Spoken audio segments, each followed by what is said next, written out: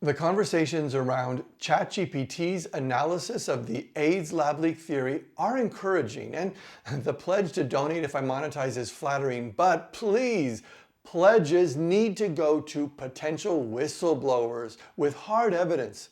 Otherwise, this will never be settled, and there will be no accountability nor lessons learned. Understand, a leak of this magnitude would be Snowden on steroids, and nobody with such elevated access is a young moralist with no family to care for, able to flee with only the shirt on their back, hoping for asylum and gifts of food and shelter to make it out alive.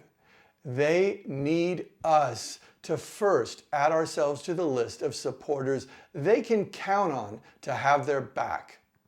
Now, nobody's tried this before, and I know it sounds naive and utopian. That's why I asked ChatGPT to carefully analyze the concept in episode 5. See, ChatGPT always validates the establishment narrative if at all possible, and it only concedes maverick concepts that are so grounded in logic, its attempts to refute them caused it a meltdown.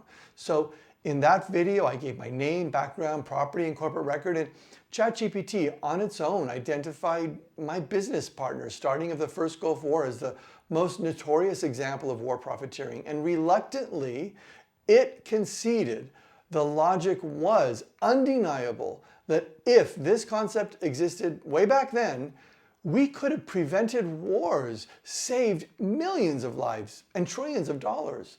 Thus, with the AIDS lab leak, let's keep an open mind. This link opens my ChatGPT conversation with the AI avatar, so you can continue the chat to confirm AI really did identify the missing facts we must crowdsource, and that it's indisputable. In 1957, a polio vaccine was administered in the Congo, which the maker conceded might have contained the AIDS virus, and a couple years later, several became the earliest confirmed AIDS cases. And ChatGPT cannot find one paper that actually refutes the connection. Rather, on closer examination, they just dismiss it by resorting to absurd logic flaws. So, the missing fact we need to crowdsource, the third rail ChatGPT confirms they never dare touch, is what happened to the tissue samples used to make the vaccine retrieved from the Congo lab, which we know Doctors Hamilton and Warraby visited around January 2000. Unquestionably, that would solve the mystery. Yet all we know for sure is Dr. Hamilton gave this CNN interview alleging an unprecedented global conspiracy and cover-up, and Hamilton organized a conference to be held March 2000 to present the evidence, but was found dead a couple weeks prior. In interviews, Warraby just dodges the question with evasive non-answers, and the minute Hamilton's heart stopped, Fauci took over the investigation, but the Congo samples are kryptonite Fauci never mentions. Their taboo nature suggests Hamilton was probably right about concealing a massacre bigger than the world wars, which, if exposed, would shake the blind faith placed in leaders who secretly played Russian roulette with the human race. Now, privately, I've been informed many have verifiable evidence but are afraid to come forward.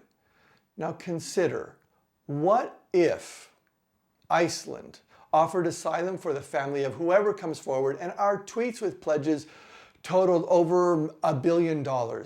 Isn't it obvious somebody with verifiable evidence would likely step out of the woodwork?